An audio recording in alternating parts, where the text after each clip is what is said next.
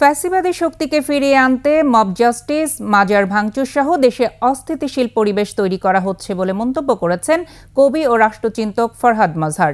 বিকেলে শাহবাগে বৈষম্য বিরোধী গণমাধ্যম আন্দোলনের আয়োজনে মানববন্ধন ও গণপ্রতিরোধ কর্মসূচি পালন করা হয়। গণমাধ্যম ও শিল্পকলা একাডেমি এখনও ফ্যাসিস্ট সরকারের অনুসারীদের নিয়ন্ত্রণে উল্লেখ করে বক্তারা দ্রুত গণমাধ্যম সংস্কারের তাগিদ দেন। এ সময় প্রধান বক্তা কবি ফরহাদ মজহার বলেন, একটি চক্র উস্কানি দিয়ে বিভিন্ন স্থানে মব জাস্টিস ও বিচার বহির্ভূত হত্যাকাণ্ডের ষড়যন্ত্র করছে। তিনি এসব থেকে সবাইকে বিরত থাকার আহ্বান জানান। পাশাপাশি তিনি গণমাধ্যম কর্মীদের সাথে আলোচনা করে দ্রুত গণমাধ্যম নীতি প্রণয়নেরও দাবি জানান। ওয়ালটন টেলিভিশন মাত্র 25,490 টাকায় পাচ্ছেন গুগল টিভি। এটা একটা ফৌজদারি অপরাধ। আপনি মাজারের পক্ষে কি বিপক্ষে এটা তো আলোচ্য বিষয় নয়।